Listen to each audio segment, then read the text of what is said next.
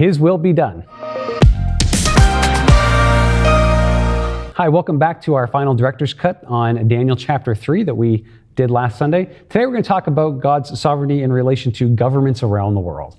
Oftentimes we can look out there and go, man, oh man, look at the mess this world is in. How could God let that happen?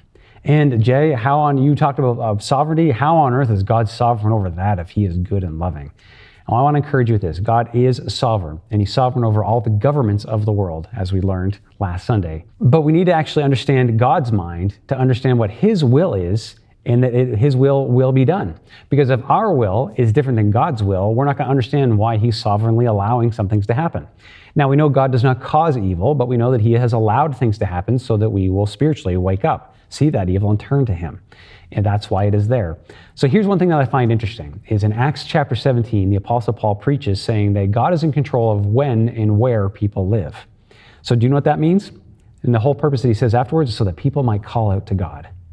That means that each one of us is placed where and when in history, the way that we are, so that God can accomplish his purpose of saving us. God's goal is to seek and save those that are lost, not to bring us just creature comforts. Now, there are a lot of great creature comforts that come along with being a Christian, the comfort that God gives us in our soul, and the prosperity that he often leads us. I mean, most Christian nations are the more wealthier ones in the world. I'm not saying that you're going to get a Cadillac by believing in God, but I'm saying that, the facts are where they lie, and that is that God has blessed his people. But on top of that, we need to make sure that we don't worship the comfort, that we allow the interventions and difficulties in our life to happen, because that's what God does to move things around. We work within our free will, but then God kind of juggles us around to accomplish his will. So the number one thing that God is sovereign over is he is going to make sure that every one of his wills is accomplished in every person, in every government, and in its entire history.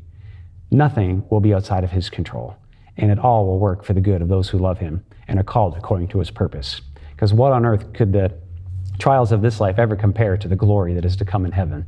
And so if God needs to bring some difficulties into our life or allow them to happen to us so that we and others may be able to get to heaven, then we should welcome that and stand up high and be able to take, as in following Jesus, who went to the cross to suffer for us, that we can suffer for God's name's sake too. Thank you for tuning in. God bless you. Have a great day.